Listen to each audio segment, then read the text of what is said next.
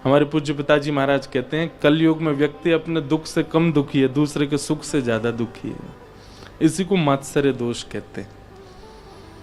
ये सबसे बड़ा दोष है। और ये दोष जिसके चित्त में है, क्षमा कीजिएगा, वो 7 दिन कथा क्या सुने, वो साल भर पूरा जीवन कथा सुनता रहे, उसको कुछ पल्ले नहीं पड़ेगा। और वो सुन भी लेगा तो परिवर्तन नहीं कर पाएगा अपने चित्त में, क्योंकि एक दोष उसके चित्त में है, मात्सर्य का। एक गांव में एक नया कुआं बनाया लोगों ने, गांव के लोगों ने। तो पंच और कुछ बड़े लोगों ने कहा, भैया देखो ये नया कुआं हमारे गांव में बना है, कल से सब बहन बेटियां भाई लोग सब इसी के जल से स्नान करेंगे, पान करेंगे, इसका उद्घाटन करवाओ। तो बोले कैसे करवाएं? बोले पहले इसका जल पान और जल से स्नान कोई संत करे, तब हम लोग करेंगे। तो गांव के लोग गए, पास के गांव में एक संत थे, उनके पास गए, बोले महाराज जी आप चलो, हमारे यहाँ एक कुआं बना है, उसमें स्नान कर लीजिए, जलपान कर लीजिए।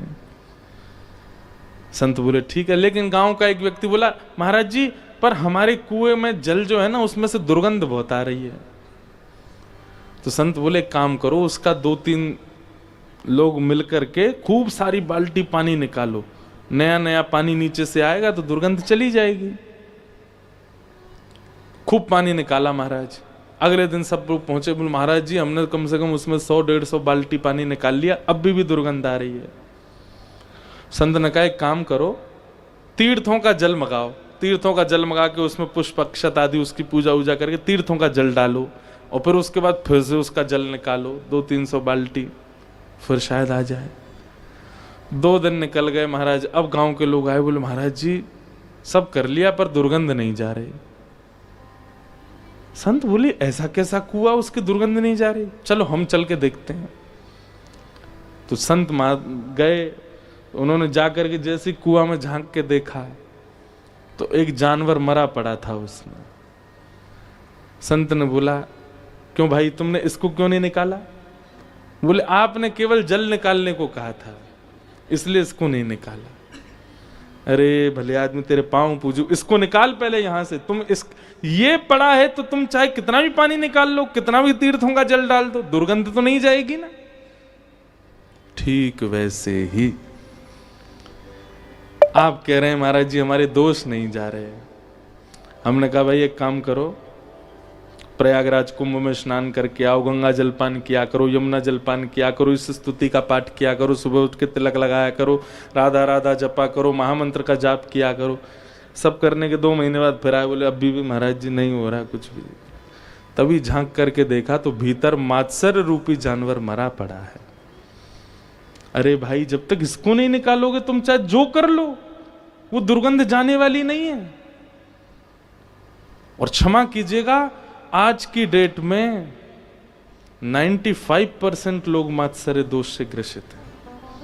वो अपने दुख से दुखी है ही नहीं। कई बार उनके सिर में दर्द हो रहा होता है, लेकिन बगल वाले की अगर कुछ बढ़िया हो गए होते, उसको थोड़ा मुनाफा हो जाए तो सिर की जगह पेट छाती सब जगह दर्द होने लग जाता है। ऐसा क्यों हो गया? और कई बार ऐसा होता है कि किसी के सिर में दर्द हो रहा है और जिससे वो ईर्ष्या करता है उसके हाथ पांव में दर्द हो जाता है, तो उसका सिर का दर्द ठीक हो जाता है। बहुत बढ़िया, अच्छा है, दुखी लग रहा है। ये मात्सर्य दोष है। और जिसके अंदर ये मात्सर्य दोष है वो कथा का अधिकारी नहीं है।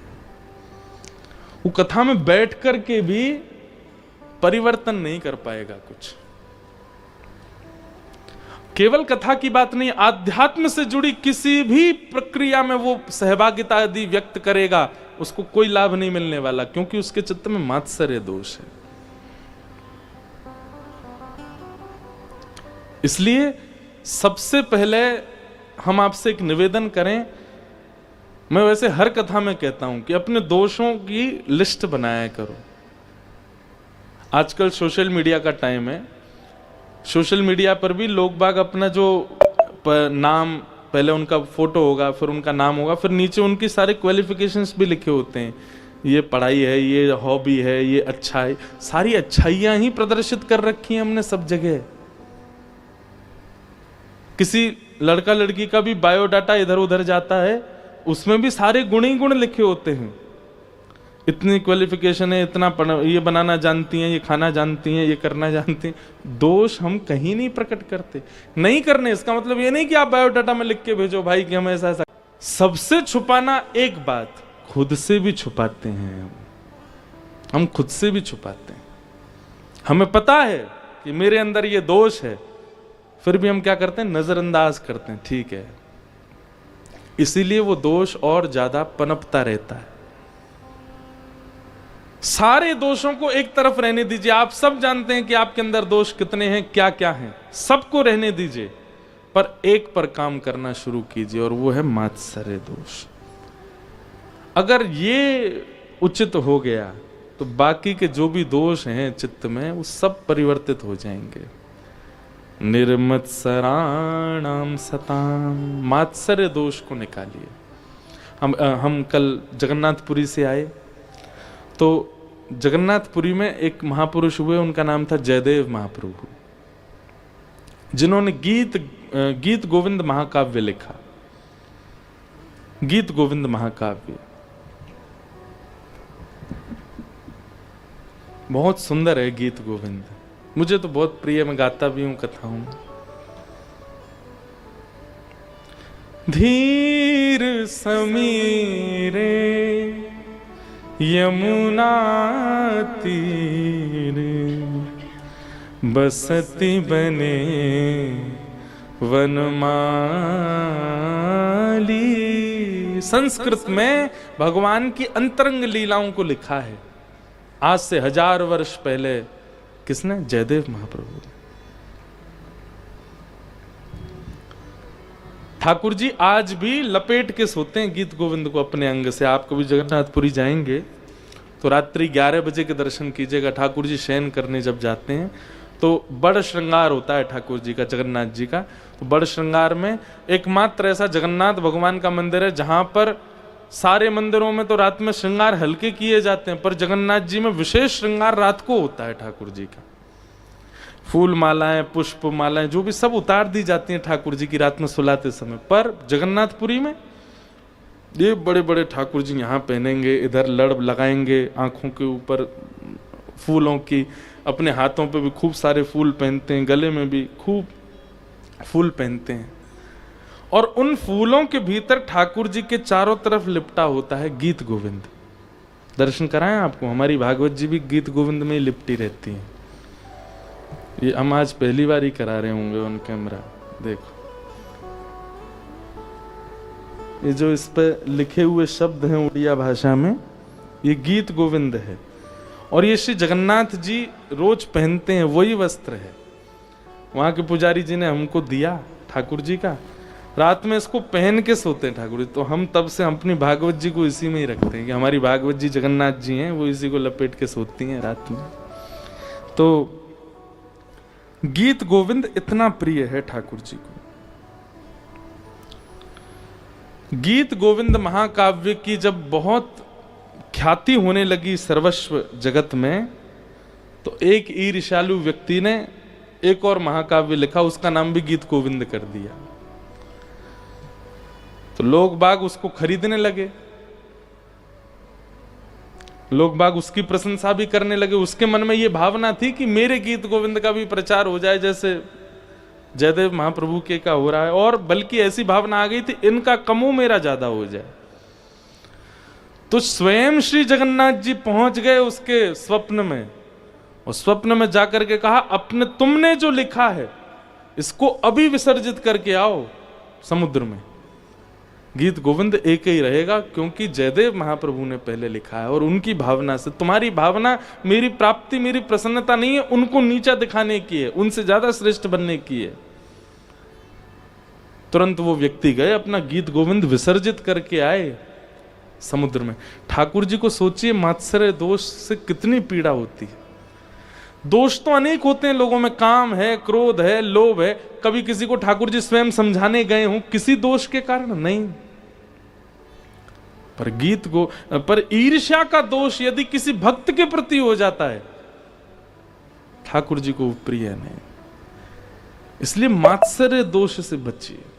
और अगर ये मात्सर्य दोष आपके चित्त में है, किसी की प्रसन्नता, किसी की सफलता आपको सहन नहीं होती है, थोड़ा सत्संग बढ़ाइए अपना, क्योंकि बाकी के दोष नजरअंदाज किए जा सकते हैं, इस दोष को ठाकुर जी नजरअंदाज नहीं करेंगे।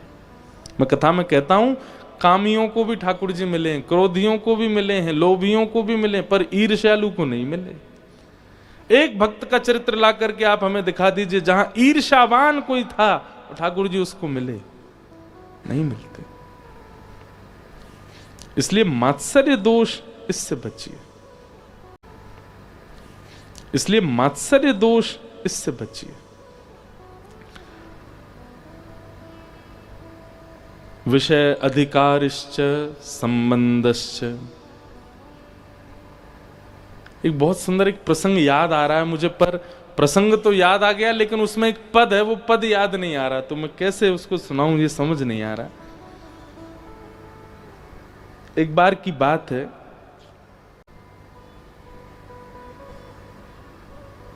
हमारे वृंदावन में अष्ट सखा हैं। ठाकुर जी के कलयुग में 8 सखा हुए।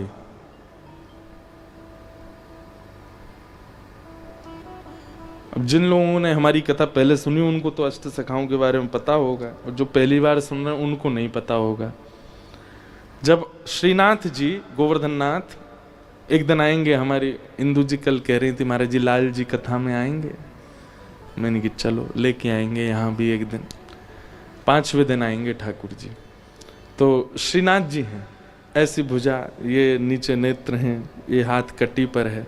तो आप जब गोवर्धन में विराजते थे तो श्रीनाथ जी के 8 सखा थे। इसी कलिकाल में 500 वर्ष पहले ठाकुर जी बाकी लोगों को तो मंदिर में स्थिर दिखाई देते थे, पर इन 8 सखाओं को ठाकुर जी चलते फिरते कूदते आनंद करते सब लीलाएं करते हुए दिखाई देते थे। उनमें से एक हैं जो सब प्रसिद्ध हैं, बहुत लोग जानते हैं, श्री सूरदास। तो सूरदास, कुम्भनदास, परमानंद दास, नंददास, गोविंद स्वामी, छीत स्वामी, चतुर्भुज दास, और कौन रह गए? एक और रह गए कोई, नंददास, नहीं नंददास भी हो गए। अब यही हैं अष्ट सखा। तो एक बार की बात है कि सूरदास जी से नंददास जी को थोड़ी सी प्रतिस्पर्धा हो गई। सूरदास जी के प्रति उनका भाव आया कि भाई नंददास जी के प्रति सूरदास जी के मन में, और ये प्रतिस्पर्धा नहीं हुई थी, केवल ठाकुर जी की लीला को प्रकट करने के लिए एक छोटी सी लीला हुई कि सूरदास जी बोले, हे नंददास तुम जितने भी पद गाते हो ना, ये सब हमारी छाप के ही हैं, मतलब हम पहले लिख चुके हैं ऐसे पद, उन्हीं को सुन के तुम 2-4 शब्द इधर उधर करके अपने बना देते हो। तो नंददास जी बोले, प्रभु आप हमसे बहुत सीनियर हैं, हमसे बड़े हैं, आप ऐसा तो भाव मत कहिए, हमको जो लीला दिखती है हम वैसे पद गाते हैं। तो सूरदास जी ने उनको चैलेंज किया कि तुम कोई ऐसा पद लिख करके दिखाओ जिस पद पर हम कुछ ना टीका टिप्पणी कर सकें, तो हम मानेंगे कि तुम हमसे भी श्रेष्ठ कवि हो। तो नंददास जी बोले, देखिए हमें आपसे श्रेष्ठ कवि बनने की कोई इच्छा नहीं है, हम आपसे श्रेष्ठ बनना नहीं चाहते हैं, पर हां ठाकुर जी की भक्ति की बात है तो हम इस कंपटीशन में भाग तो लेंगे। हमें जीतना नहीं है आपसे, लेकिन हाँ लिखूंगा कुछ, क्योंकि आपके मन में जो ये भाव है कि हम कहीं आपकी नकल करते हैं, आपकी छाप लेके गा देते हैं, उस पर थोड़ा सा भाव तो लिखूंगा। तो अब ये कह तो आए, और जैसे लौट करके अपने घर आए तो बड़े परेशान हो गए। ठाकुर जी से कहने लगे, ठाकुर जी मैं कह तो आया हूं, लेकिन सूरदास जी से अच्छा तो कोई लिख ही नहीं सकता। और भाई सूरदास जी ने 1.25 लाख पद लिखे। कितने पद? 1.25 लाख। कोई कहीं से भी कुछ भी गावे वो कहीं ना कहीं सूरदास जी से मिल ही जाएगा, इतने पद लिख रखे उन्होंने। मतलब ठाकुर जी के रस पक्ष का, वीर पक्ष का, कृपा पक्ष का, सब पक्षों को लिखा है, कोई पक्ष छोड़ा ही नहीं किसी के लिए। अब कोई कुछ भी लिखे उसमें छाप कहीं ना कहीं सूरदास जी के पद की कहीं ना कहीं से तो आ ही जाती है। नंददास जी बोले, ठाकुर जी मैं कह तो आया हूं उनसे, लेकिन मैं कुछ भी लिखूंगा वो कहीं ना कहीं सूरदास जी के किसी पद से तो मेल खा ही जाएगा, अब मैं क्या करूं। तो व्याकुल होकर के नंददास जी रोते रहे रात भर, अब क्या होगा, कल तो मेरी बड़ी बदनामी हो जाएगी और ये वो सब सोचने लगे। बोले मुझे जीतना नहीं है, लेकिन कुछ ऐसा तो होता। तो रात्रि में जब रोते रोते आप सो गए तो ठाकुर जी आए आपके कक्ष में, और आपकी कलम और किताब जहां रखी रहती थी ठाकुर जी ने उठाई, दिया जलायो, बढ़िया प्रकाश कियो, ठाकुर जी लेकर के ठाकुर जी स्वयं लिख रहे एक पद। वो इतना सुंदर पद है, वो पद मुझे मिल नहीं रहा है, मिलेगा मैं कल आपको सुनाऊंगा जरूर। ठाकुर जी ने अपने हाथ से पद लिखा, और वो ऐसी लीला लिख करके गए जो सूरदास जी के भी चित्त में कभी नहीं। ठाकुर जी ने अपने हाथ से पद लिखा, और वो ऐसी लीला लिख करके गए जो सूरदास जी के भी चित्त में कभी नहीं आई थी। ठाकुर जी की गौचारण लीला है, और गौचारण लीला में एक ऐसा भाव था जो सूरदास जी ने भी नहीं सोचा। अब ठाकुर जी रात भर बैठे लिख करके, और उस पद को नंददास जी की छाप, अंत में नंददास जी का नाम लिख दिया, और लिख करके ठाकुर जी प्रेम से उसको पधरा के चले गए। और सुबह नंददास जी उठे, बोले अब मैं क्या भाग जाता हूँ व्रत छोड़ के, क्योंकि रहूंगा तो वो आ जाएंगे मुझसे पूछने, हाँ भाई क्या लिखा तुमने। तो सब सामान समेटने लगे, वो किताब जिसमें पद लिखते थे वो उठाई, तो कलम बीच में रखी थी, जैसे ही खोल करके देखा तो एक नवीन रचना। और लेखनी, हर व्यक्ति अपनी लेखनी जानता है, लेखनी इतनी सुंदर कि एक एक अक्षर पर ही नेत्र टिक रहे हैं। जैसे ही उस पद को उन्होंने पढ़ा, एक अद्भुत भाव। ठाकुर जी गैया चराने जाते हैं, और जब ठाकुर जी गैया चराने, भाव सुन लीजिए, पद मुझे याद नहीं, भाव सुनो। ठाकुर जी गैया चराने जाते हैं, तो जब गैया चराने जाते हैं तो ठाकुर जी, गैया तो वन में विचरण कर रही हैं, कोई घास खा रही है, कोई जल पी रही है, कोई कहीं चल रही है। ठाकुर जी इतनी देर क्या करते हैं? तो ठाकुर जी कभी तो बंसी बजाने लगते हैं, कभी कुछ यशोदा मैया ने दिया तो पा लेते हैं, और फिर थोड़ी देर बाद ठाकुर जी पेड़ के नीचे लेटे रहते हैं, कभी लता पत्रों को उछालते रहते हैं। कोई फोन तो था नहीं, ठाकुर जी कोई गेम खेल रहे हैं, क्या करें। तो ठाकुर जी कौतुक करते हैं। कैसा कौतुक? थोड़ी घास निकाल करके अपने कानों के ऊपर डाल लेते हैं, अपने सुंदर सिर पर जो पाग है उसमें अलग अलग पत्ते पिरो लेते हैं, अपने हाथों में बेल होती है ना, जो बेल जो ऐसे चढ़ जाती है वृक्षों पर, उन बेलों को तोड़ करके अपने हाथों पर बांध लेते हैं, उन्हीं को अपनी कमर पर बांध लेते हैं। सुंदर सिर से लेकर के पैर तक सारे आभूषण उतार करके घास पत्ते बेल, इन्हीं से ठाकुर जी अपना वनमाली श्रृंगार करते हैं। और उस श्रृंगार को करने के बाद ठाकुर जी, एक श्रृंगी है ठाकुर जी की, जिसका नाद सुनते ही गैयाएं पूंछ उठा करके दौड़ती हैं ठाकुर जी के पास कि चलो गैया, नंद भवन वापस जावे को समय है गयो। तो आज ठाकुर जी ने दोपहर में ही वो श्रृंगी बजा दी, तो गैया सब पूंछ उठा उठा करके दौड़ी, बोले कि अभी तो समय भयो नहीं, ये लाला श्रृंगी क्यों बजा रहे हैं। और जैसे ही गोपियों ने आकर, जैसे ही गैयाओं ने आकर के ठाकुर जी को देखा, ठाकुर जी के यहाँ पत्ता पिरोए भए हैं, कानन के ऊपर घास लगी है, यहाँ पे बेल लगी है, कमर पे बांध रखी है, इतना सुंदर वनमाली भेष ठाकुर जी ने बना रखो है। तो गैयाएं इतनी प्रसन्न हो जाती हैं, बोले अच्छा तो लाला यूं कह रहे हैं बगीचा में मत चरो, मैंने सब अपने ऊपर डाल लियो, मुंह में ही चल लो।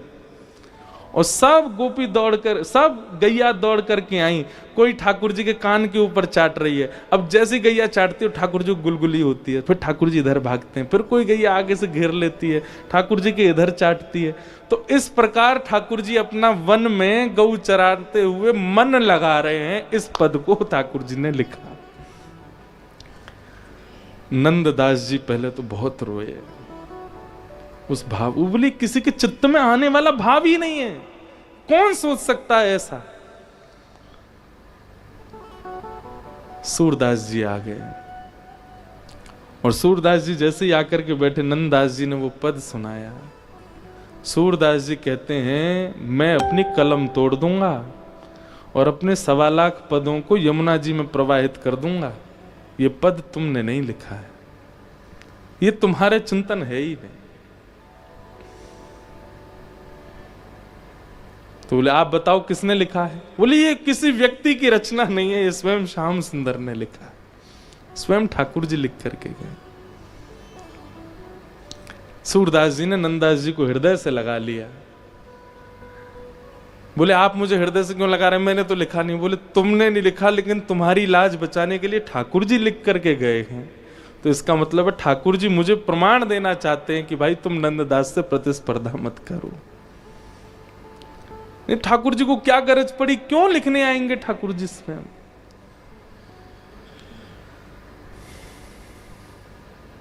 अद्भुत। तो मात्सर्य दोष, इससे बचने का प्रयास कीजिए। ठाकुर जी को यह प्रिय नहीं है।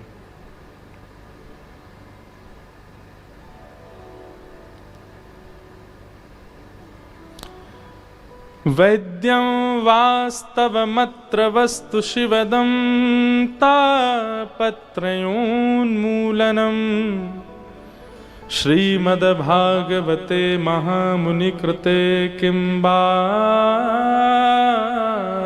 परैरीश्वरः सद्यो हृद्यवरुध्यते त्रिकृतभिः शुश्रूषुभिस्तच्छणा। तो विषय कल भी मैंने कहा था कि कथा का मूल उद्देश्य क्या होता है? ठाकुर जी आपको भगवान नहीं लगेंगे, ठाकुर जी नहीं लगेंगे, ठाकुर जी से आपका कोई संबंध स्थापित हो जाएगा। और आप जबरदस्ती आप मत मानना हमें तो ठाकुर जी लाला लगते हैं, हम तो लाला मानेंगे, नहीं, ऐसे नहीं। वो स्वयं बताएंगे कि वो आपको आपका क्या बनना चाहते हैं, वो आपको किस भाव में, क्यों। फिर ऐसा होगा राधा रमन जी जाओगे, राधा वल्लभ जी जाओगे, कहीं भी ठाकुर जी का विग्रह देखोगे, आपको वही संबंध में वो दिखा करेंगे। पूरी दुनिया उनको परमात्मा मान रही है, पर वो आपको भैया ही दिख रहे हैं। बोले मेरे भैया ही हैं, ये मेरे लाला ही हैं, ये मेरे प्रियतम ही हैं, ये मेरे सखा ही हैं। आपको उसी भाव में वो दिखने प्रारंभ हो जाएंगे हर जगह।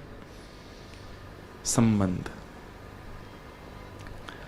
वैद्यं वास्तवमत्र वस्तु शिवदं तापत्रयोन्मूलनम्।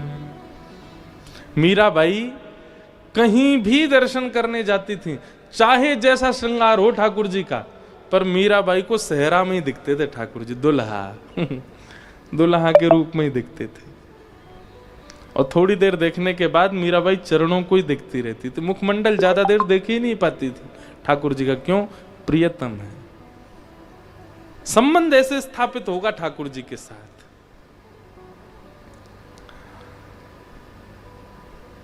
वैद्यम वास्तवमत्र वस्तु शिवदम तापत्रयोन्मूलनम। भागवत जी का प्रयोजन क्या है? तापत्रयोन्मूलनम। उन्मूलन किसको कहते हैं? नष्ट को, खींचने को। 3 प्रकार के ताप हैं, आदि दैविक, आदि भौतिक, आध्यात्मिक। इन्हीं 3 तापों का बहुत विस्तार है। तीनों प्रकारों के तापों को जो हमारे चित्त से उन्मूलन कर देते हैं, नष्ट कर देते हैं, श्रीमद्भागवते महामुनि कृते किंबा परैरीश्वरः सद्यो हृद्यवरुध्यते त्रिकृतिभिः शुश्रूषुभिस्तच्छणा। तो विषय, अधिकारी, संबंध और प्रयोजन, ये 4 बातें स्पष्ट हुई भागवत जी का 2वां श्लोक। अब आता 3 श्लोक। निगम कल्पतरोर्गलितं फलं सुखमुखादमृतद्रवसंयुतं पिबत भागवतं रसमालयं मुहुर्हो रसिका भुवि भावुकाः।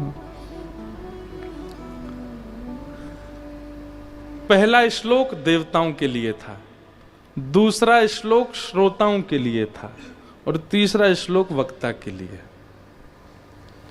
आप लोगों ने दूसरे श्लोक में अपनी भावनाएं, अब ये तीसरा हमारे लिए है। तीसरे में क्या कह रहे हैं? बोले निगम कल्प तरोर गलितम फलम। बोले तुम्हारे सामने क्या रखा है? बोले निगम कहते हैं वेद को, वेद रूपी कल्प वृक्ष का पका हुआ फल तुम्हारे सामने है। हे व्यास जी, हमको भागवत जी कह रहे हैं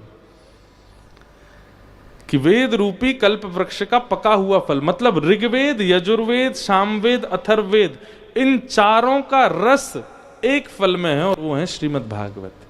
यदि आप भागवत जी का श्रवण करते हैं तो ऋग, यजुर, साम, अथर्व चारों वेदों का रस आपको आ गया।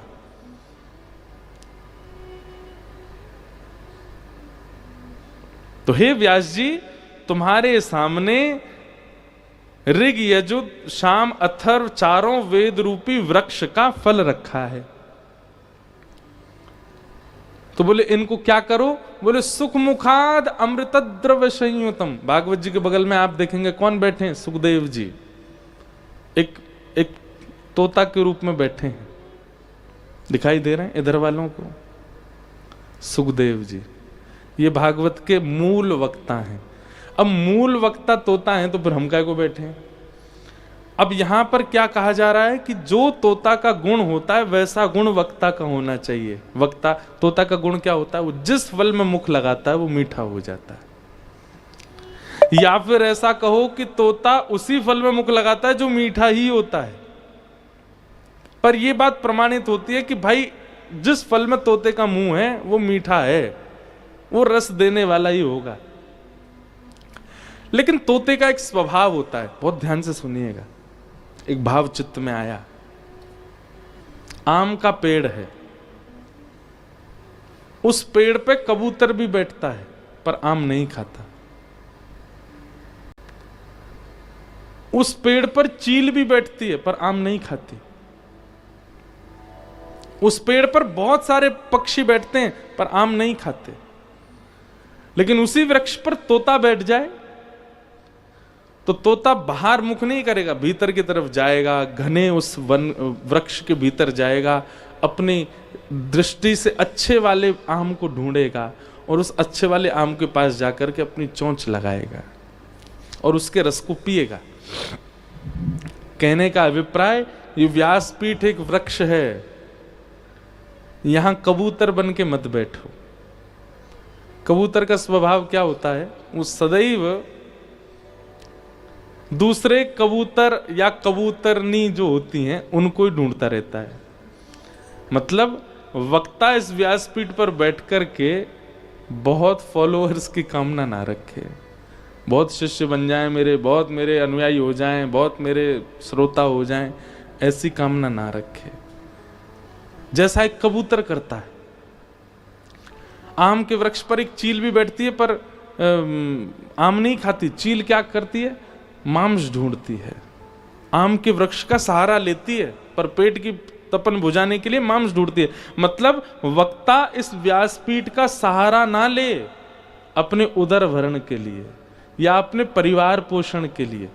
ठीक है, एक दक्षिणा तो नियमित रूप से दी जाती है वक्ता को, पर वह दक्षिणा निश्चित या फिर वह ना हो तो मैं कथा ना कहूं, ऐसी भावना नहीं होनी चाहिए। चील बन के ना बैठे, कबूतर बन के ना बैठे, तो क्या बन के बैठे? बोले तोता बन के बैठे। बाकी की चीजों को नजरअंदाज कर दे, दक्षिणा को नजरअंदाज करे, लोगों को नजरअंदाज करे, सामने रखे हुए फल को देखे और तोते के भांति मुख लगावे, उसके रस को स्वयं भी लेवे और स्वयं लेकर के जितने लोग सामने बैठे उनको भी वह रस पिला दे। निगम कल्प तरोर गलितम फलम सुखमुखाद अमृत द्रव संयुतम पिबत भागवतम रसमालयम मुहुरहो रसिका भुवि भावुका।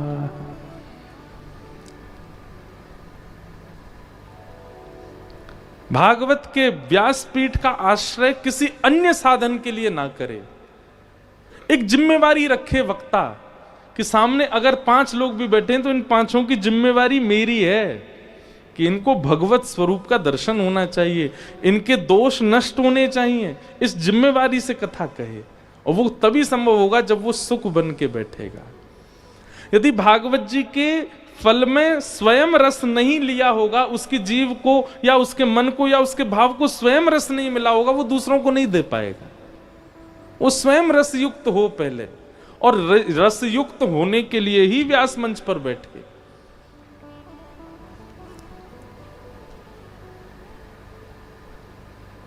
पिबत भागवतम रसमालयम मुहुरहो रसिका भुवि भावुका। पिबत भागवतम, भागवत सुनो नहीं, भागवत कहो नहीं, भागवत पियो। पिबत, यहां पीने का प्रयोग इसलिए किया गया कि पी हुई वस्तु असर दिखाती है। डिहाइड्रेशन हो गया हो तो पानी पियो, ठीक हो जाओगे। मदिरा पी लो, तुरंत आपकी चाल ढाली बता देगी पी के आए हो। दूध पी लो, छाछ पी लो, दही पी लो, लगातार पीते रहो, कुछ दिन में आपका जो शरीर है वो ये बता देगा हाँ भाई दूध पीते हो, बढ़िया। मतलब पी हुई वस्तु असर दिखाने लगती है, आपकी अंग प्रत्यंगों से ही दिखने लग जाता है कि आप कुछ सेवन करके आए हो।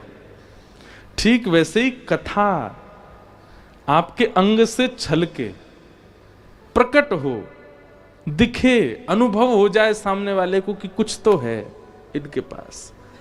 लोग बाग क्या करते, कथा